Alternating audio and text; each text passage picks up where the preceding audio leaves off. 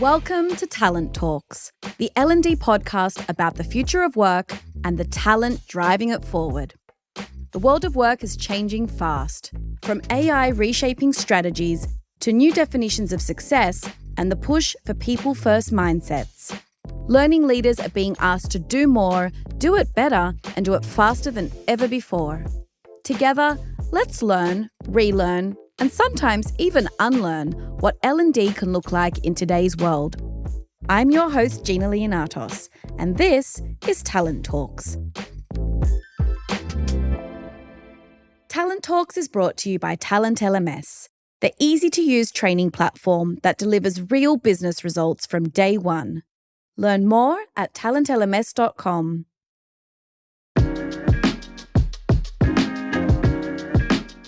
On today's episode, they're going to use it anyway. It doesn't matter what HQ says. If somebody thinks they can do the job faster, of course they're going to turn on that little friend in the corner that's going to help them do the job more quickly.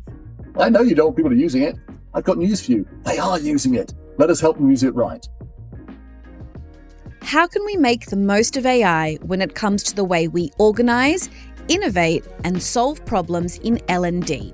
To help us see past the hype and provide some well-needed clarity in this supercharged space is Donald Taylor, an authority in the edtech industry with decades of experience at the intersection of technology and learning. Together, we'll break down the opportunities and challenges that lay ahead for L&D professionals today. Stay with us.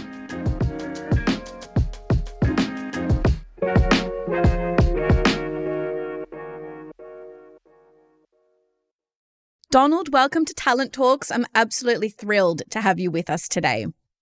It's a delight to be here. Thank you so much for having me. Donald, we're going to talk all things AI and L&D, and I wanted to start with more of a big picture view. So AI tools are giving us an opportunity to really reimagine how we go about learning and development. But of course, with that promise of innovation comes a lot of noise and a lot of risk as well. In the past, you've highlighted that companies are often stuck between anticipation and delivery. With that in mind, from your perspective and what you've seen, what are the biggest mistakes that companies tend to make when it comes to delivering and effectively using AI in their learning workflows? The biggest mistake I think people make is imagining that it's enough to adopt some tools. So I do this research, and we've done this research with my co-writer Egla Vinauskaita for the past 2 years, looking at what happens when people use AI. And there's been this sort of idea that there are maturity models. You start using a tool, you go on, therefore, to understand AI and to use it more widely in the organization for learning and development. What we found instead is that people are using AI in a sophisticated way as a result of other things that they do. And as a result of that, they take a sophisticated approach to using AI. And there's a risk, to come back to your question, there's a risk that if you just look at using AI tools and imagine that's the beginning of an escalator to take you up to better use of AI, there's a risk that you just get trapped with using a handful of tools for efficiency measures rather than really exploiting everything you can do. So efficiency often being a little bit of a comfort blanket, actually, or a trap. Well, that's a good way of putting it. It's a good way of putting it. Yeah, I think comfort blanket's a good way of putting it. This idea that I need to do something with AI. I know I will make my email more efficient. Whereas the comfort of doing the old thing in a slightly better way doesn't lead you on to being able to do new things in a new way. And that's really where the value of AI is. Understood. From the case studies you've seen, you've been in the game a long time, and I know you've really been getting across the implications of AI for L&D for quite a number of years now. In the research that you've done, have you come across any case studies, perhaps over the last couple of years, or examples, good or bad, that kind of stand out as great learnings or warning signs? There are lots of good learnings. And in the most recent report that was out on right at the end of September 2025, we found that there were some super case studies of people really doing things in a new way. And there are two ways you can do this. You can do new things tactically and you can do new things strategically. We can probably talk about the strategic big picture stuff in a minute. But the tactical stuff, there's lots of things that people can do to use AI in a way that will produce business value pretty, not necessarily immediately, but pretty quickly.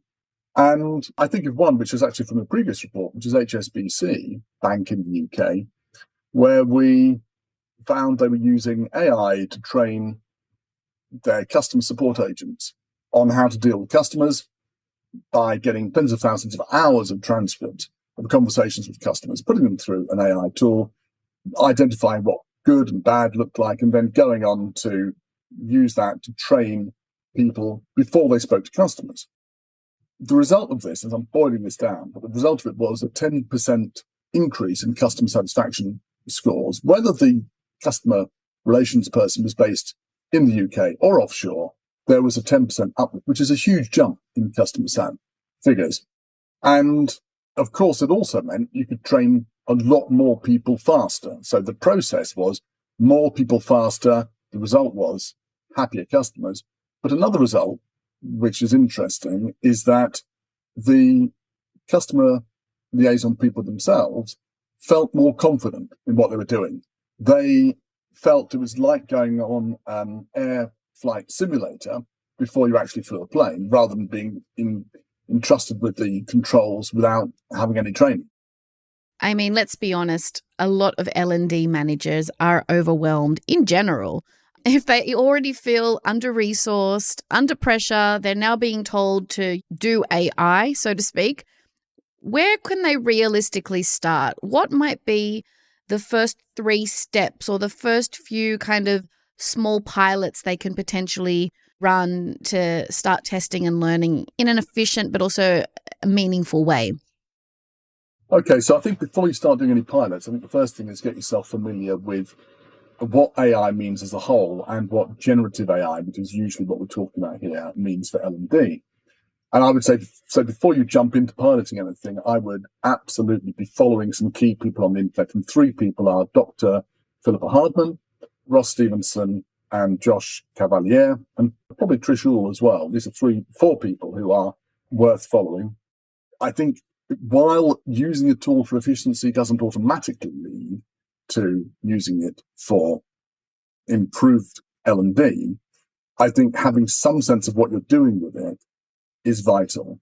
So I would absolutely use some basic tools to begin with, just to handle your email, to produce content in a very simple way, but without telling yourself that you're doing AI. And actually, in the very first report we brought out 1 year after the launch of ChatGPT, we had a whole load of stuff in the back of that to help people get started. Okay, so once you start doing that, then what should you do with piloting? I don't know, because that's the wrong place to start. The place to start is, what's the business problem that needs fixing? And then who's your person you're dealing with internally?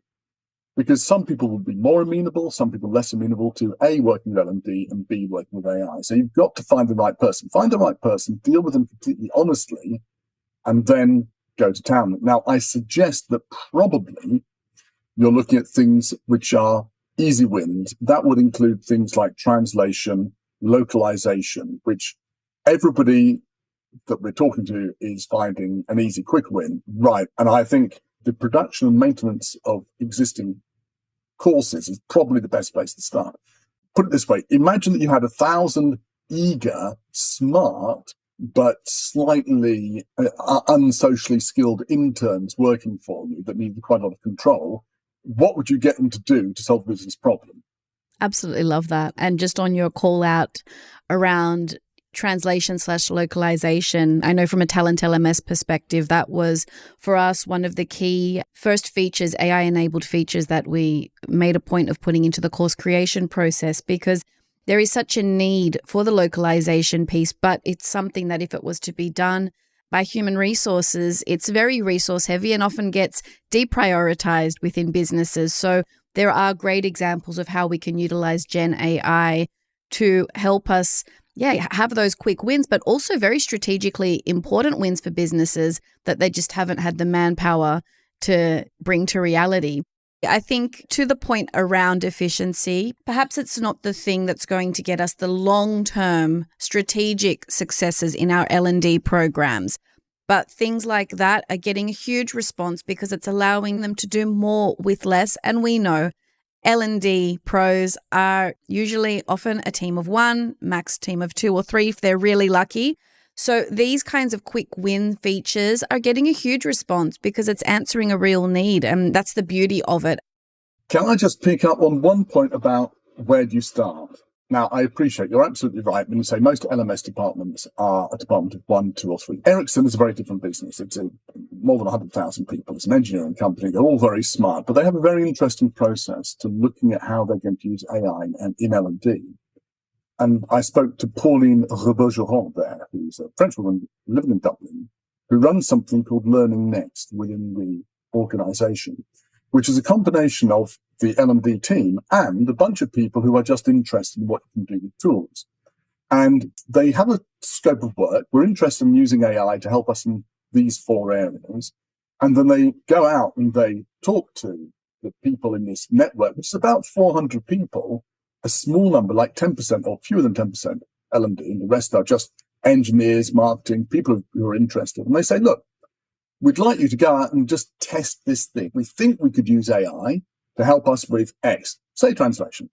Can you go away, look at it, come back in a couple of weeks, tell us what you think? And what happens then is that, firstly, the testing is done across a wider group of people. It's far faster than anything that L&D itself could handle. Secondly, you get people from outside the L&D department being involved in the process, and so they're enthusiastic about it, and they feel a sense of ownership. And things happen pretty fast. And so you have a group of, let's say, of that group of people, maybe 5 or 6, maybe 10 are involved in the translation project. They go away, they talk to each other for 2 weeks, and maybe 3 of them are L&D, and they come back with a report. The report then says, right, here's what we found. And then the central L&D department says, there are a few things we can do here. We can decide to go ahead and buy something to do with this. We can go ahead and try to build it ourselves, or, and that's quite usual, buy or build. But the third option they have, and I think this is quite an important one to think about, perhaps we can just wait, because things are moving so fast, it looks like something's on the verge of being useful, but if we jump too soon, it's going to be a pain. Let's just wait and try it again in 3 months' time. And I think that idea that you've got, rather than just saying to everybody, try stuff out, you limit yourself to, we want to achieve these 4 things. You have a group of people that help you. They come together. You can experiment quite quickly. And I do believe that small to medium-sized businesses could shrink that down with an L&D person of 1 and a few people in the business who are interested in finding out more and spread the load a bit. I think that would be something that's quite doable. Yeah, I love that. Okay, buy, build, or wait. Let's change track a little bit and talk a little bit about the learner experience, Donald. So you yourself, I believe, have said before that AI will dramatically affect the way that we share information. We've all seen the rise of Google and social media and the way that that very quickly conditioned people to expect fast feedback, instant answers. So what do you think AI is going to do in this space? How do you see technology changing what the next generation of employees will expect from a learning experience? Gina, you say we've all seen the rise of Google. I can't believe that you're old enough to have seen the rise of Google and to have been around before it. I remember that. I remember the world before the World Wide Web, and moving from a world where things were all on paper to where you'd access it on a machine, to where you could ask, you could have the sum of human knowledge almost in your hand, was an extraordinary movement. Now, the point is not just that we can access it, but also that we can ask questions about it and query it. I think that there is a generational divide here. I'm not a big one for generational divides. I think it's very dangerous to fall into the trap.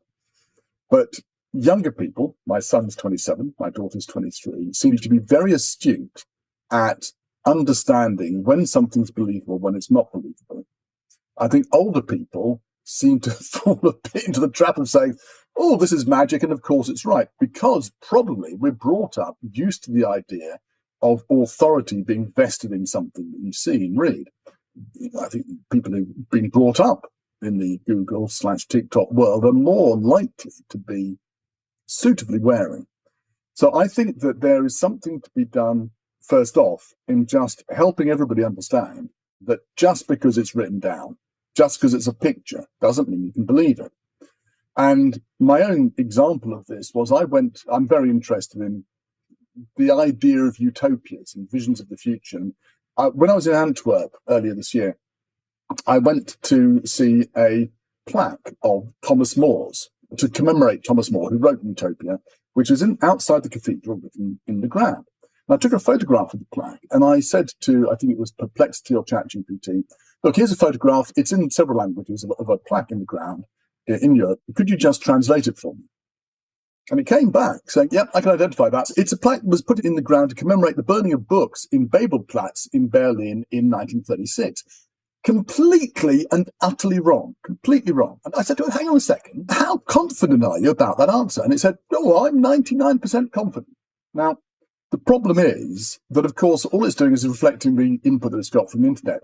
Almost certainly what's happened is the thing which has been photographed most as a plaque in the ground has been that particular striking and important plaque in the ground in Berlin. Almost nobody's taken that other photograph that I took. And so it said, plaque in the ground, it must be that thing. And then it presents its answer with tremendous authority and self-assurance. And I think, when coming back to your question, finally, Gina, I think the issue is we need to be giving people something they probably haven't learned at school, which is the willingness to question what they read. And it's so much more comforting when you don't have to do that. But I think we have to be drilling that into everybody. And almost I could see people being given, a bit like you do phishing courses, right? Here's an email. Would you click that? No, you wouldn't.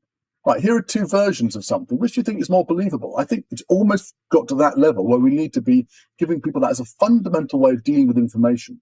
So many examples coming to mind, including a bunch of videos shared by my mother. Clearly AI-generated videos that... oh, my goodness. That, to your point about the older generation being a little less wary, I guess, let's say, of things that may have traditionally looked real and authoritative, not knowing how to read between the lines, but that's a whole other topic. What do you think? I mean, there I think from a learner engagement but also learner experience perspective for L&D programs, it's very clear that AI-driven tools are impacting things like the expectations around instant access to relevant learning content or being able to, ask a question and get an answer immediately. What are your thoughts there? How important is it that our L&D programs start to really make sure they're fine-tuned to those learner expectations? And how might we do that? I think there's the question of the expectation that people are, because of their commercial experience, much more likely to want things and expect things immediately. But I think also it goes beyond that. So I'll come back to your question, how can we do it in a second? I think it goes beyond it because people now don't just go to a generative AI tool and take an answer. They have a conversation with it. And that's a very different way of interacting with technology from what we've had in the past. So let's just park that for a minute and come back to that second. How can we make sure that people are getting something that is close to their commercial experience? I think the L&D departments that I've been familiar with have often had a very high standard of production of content. And I think we have to throw that out a bit and not let the perfect be the enemy of the good. Now and good enough is infinitely better than tomorrow and perfect. So let's get stuff out that works for people. It has to solve a business need. And we know that when people come online to learn something, they just want to get that and they don't want to have to jump through hoops and they don't really care if it's perfect or not. So I think the first thing is to focus on utility rather than on form. Then how do you make sure it's engaging? Where possible, go to where the people are. If you're already using an LMS and people are using the LMS, don't come in with a separate new tool and ask people to use that as well. Now, you've long advocated for the human role in coaching, in training, in learning and development, which we absolutely align with. You've also spoken about context setting, sense making.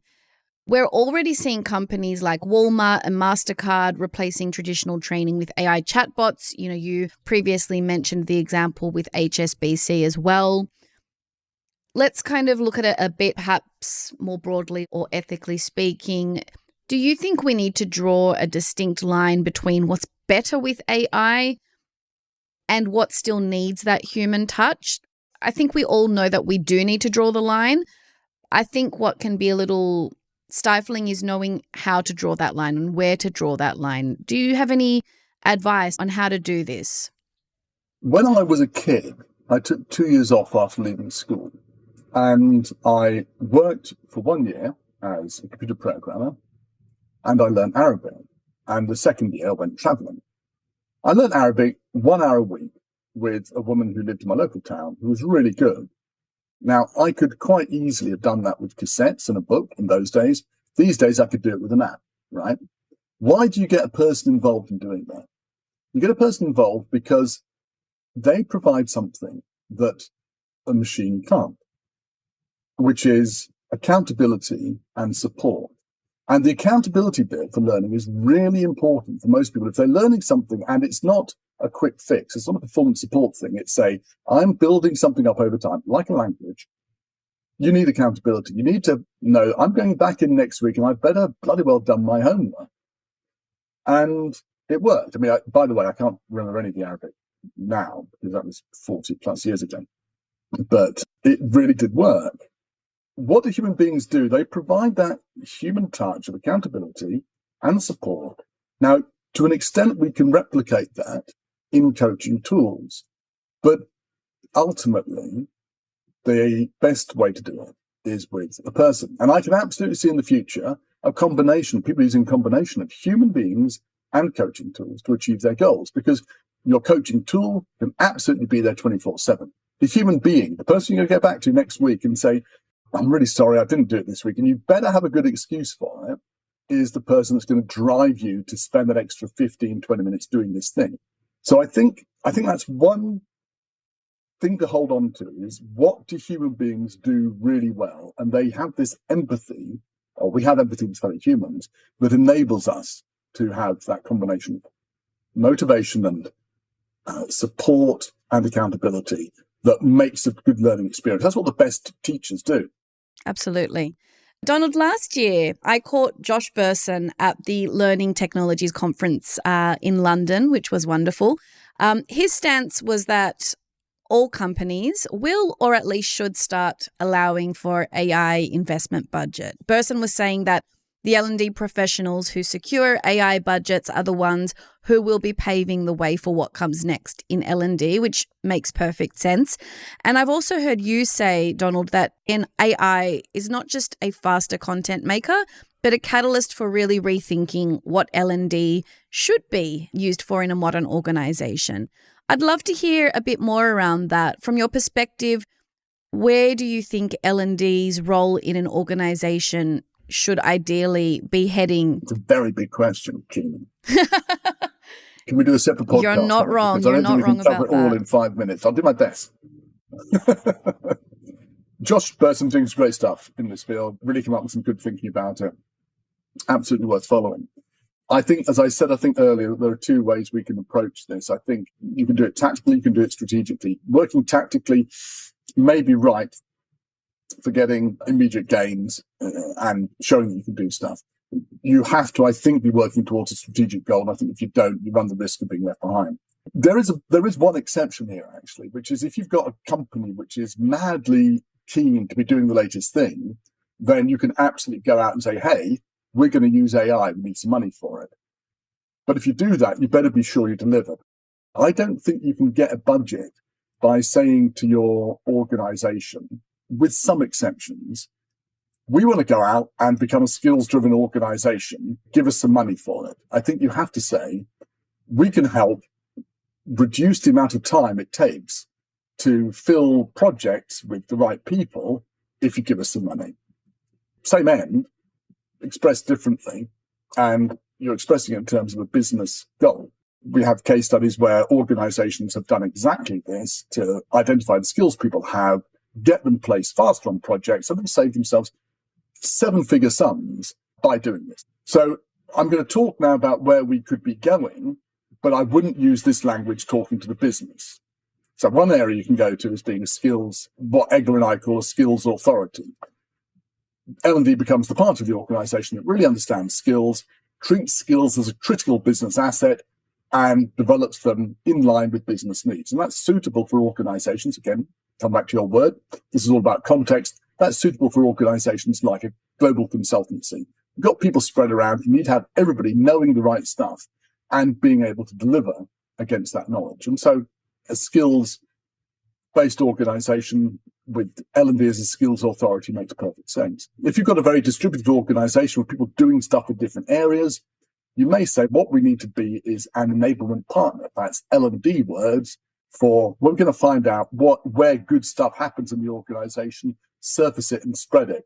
And you could explain that to your organization as just being, we're going to be the best we can be. We're going to share the best knowledge and tips about productivity across the organization. An enablement partner means that you're a hotel chain, you've got somebody in Sydney, they discover a better check-in technique, you find a way to surface that, share across the organization. Suddenly everybody from Buenos Aires to Boston is using the same technique. Very different from skills authority. It's much more about sharing good knowledge that's already in the business. And the third potential strategic destination for L&D that we've discovered, or that we've discovered it. This is what people are actually doing. We're not making this up. Is what we call the adaptation engine, where L&D folds into a part of the organization which is then concerned solely with improving processes and improving efficiency across the organization. The classic case study we have for this is that in one of our case studies, there was high turnover in one part of the organization. L&D would normally go in and say, we need to give the managers a training course to help them understand their people better. In fact, the department which L&D was part of went in to look at the high turnover, discovered that people didn't feel they were getting what they'd been promised as employees, and so they were leaving. And so what started as a potential training issue became actually a matter of changing the employee value proposition, changing how people were sold the idea of working in the business. That involved a lot of different parts, one of which was training, other bits as well, personnel, talent, a little bit of marketing. And that then solved that problem, reduced the churn in people in that area, and as a result, saved the business money. So three different areas, but again, if you're getting the budget, you can't express it in terms of a skills authority, enablement partner, or an adaptation engine. You're talking about solving business problems. Always. That's where you start. Long answer, Gina, but look, shorter than doing an entire separate podcast. It's such a big topic. I mean, there's so much to kind of uncover there. And it's such an ongoing conversation as well, because we know that this is an ever-evolving kind of space.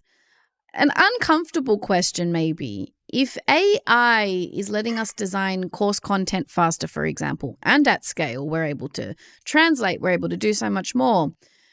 Do you see that then perhaps accelerating a shrinking of L&D budgets rather than expanding our influence? Yes and no. Yes, if L&D is seen as being the content house, why on earth would you spend more money on it? Yeah, you can do it cheaper, do it cheaper. And that's why L&D has to shift away from being focused on content. And by the way, it's not just L&D creating content now. Anybody in the organization is creating it for all sorts of things. If they think they can get a bit of content that will help people in their team do something faster, they'll create it themselves rather than going through the whole process of going to the L&D department. If all L&D is doing is focusing on content, yes, the budgets will shrink. And guess what?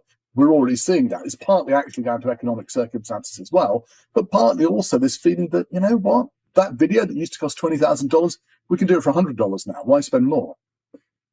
So the answer is, yeah, you can get more money, not less money in L&D. You can be more strategic. And some L&D departments are doing that if you shift your focus away from content. Yeah, absolutely.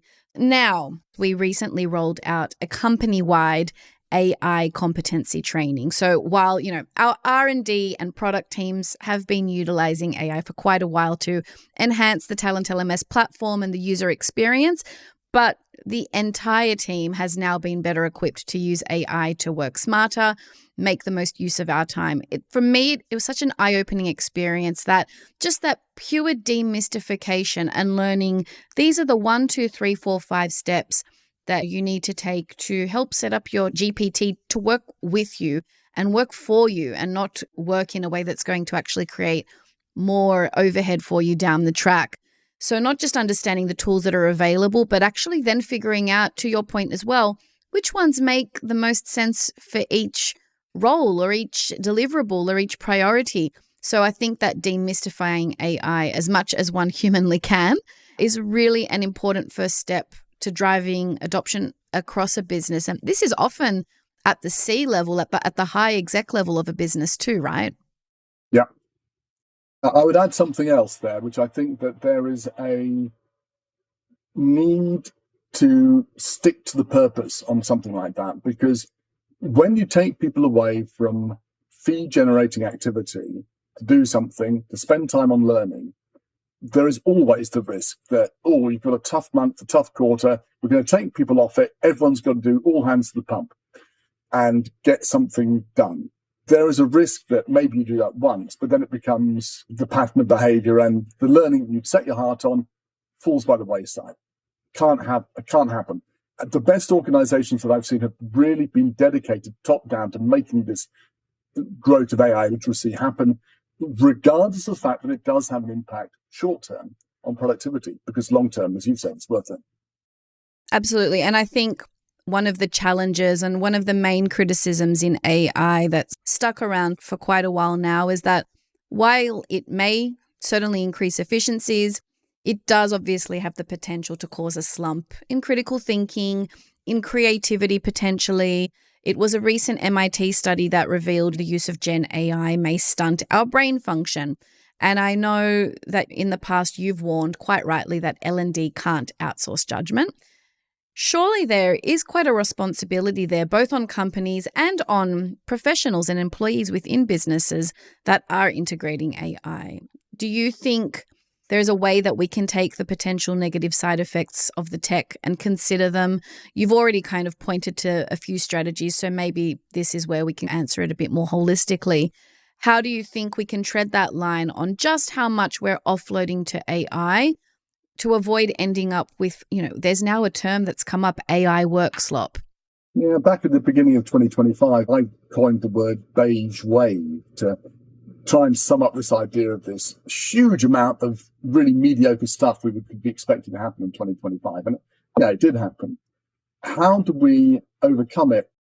I think just as you have in organizations evangelists for technology, I think it's important to have somebody not who is a skeptic, but who's, if you like, the AI conscience or the critical thinking conscience of the company, and whose job it is to make sure that we are using the tools well, that we are not making our people suffer from brain rot. Now, as I say, I've seen people use AI, generative AI, extremely effectively, and it has enhanced their thinking.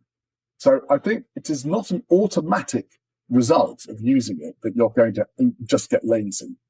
But I think people need to realize the ways of working with AI that can be more effective and build your brain. And that needs to be spread across the organization. And this AI conscience could be the person who checks across the organization and who a whistleblower can go to and say, hey, look, I discovered something that was nonsense. And it's taken seriously. Interestingly, a recent survey found that most executives kind of echo this idea and this concern that Gen AI will inhibit learning rather than enhance it. It was around 58% that thought that Gen AI will inhibit learning. Is this a trend you're seeing, like this general reluctance from C-suite? And you've touched on actually some quite useful pointers earlier in our conversation as well that could talk back to this, but how might you counsel an L&D pro who's looking to reframe the conversation when the C-suite is skeptical about AI's impact on learning quality? I think it comes back to, let's find a business case. So maybe there is a concern about people using AI generally. All right. What we say to the executive team, is, look, maybe using AI generally is a dangerous path to go down, and we should be constraining its use. That's fine. Let's let L&D use it in areas where we can be very specific and targeted with it. The rest of the organization, you can restrict its use. Don't allow people genuinely to use ChatGPT for projects. And then I would find, and this is always the way to go, I would find one part of the organization where there's a problem and there's a manager that you can work with. And that manager, you can help them solve a particular business problem using AI. And perhaps the team can use AI in a way that enables them to be effective. And you can go back and it's a proof point. Because words are never enough. Go back with a proof point and say, hey, look, I know you think it gives you brain rot, but guess what? This team used ChatGPT to produce the marketing content 10 times faster. That saved us this amount of money. You won't persuade everybody. You'll persuade some people. But always, you have to have a case in hand. And that always starts with somebody in the organization who gets it, who thinks you can solve a problem for them. And so always these things come back to what is your network of relationships like in the business? It sounds like a really weird way of approaching AI, but any technological deployment in an organization's success will depend on your network and your relationships in the business. This is another great example of human and technology working together. There is just some parts of the job that AI will never be able to do. And these kinds of conversations that you've just mentioned are one of those examples. I also think businesses need to understand the real risk of not educating their people on how to appropriately or accurately use generative AI in order to avoid those situations where some people are going to use it. And if they're not using it correctly, the fallout can be huge. Gina, that's the point. They're going to use it anyway. It doesn't matter what HQ says. If somebody thinks they can do the job faster, of course they're going to turn on that little friend in the corner that's going to help them do the job more quickly, help them use it. And I think actually, Gina, you've answered your own question. That's a really good response to come back to your HQ, your board with and say, I know you don't want people using it. I've got news for you. They are using it. Let us help them use it right. Absolutely. We are close to wrapping up our conversation here, Donald, sadly. We've covered a lot of big ideas, a lot of things to consider. I have personally found it very valuable. I wanted to kind of bring it back into focus now and ask a simple, maybe personal question. From your perspective, I suppose, what do you think is the most surprising thing that AI has taught you about how we learn or about the way we could be helping others learn through our training programs? That's a really good question.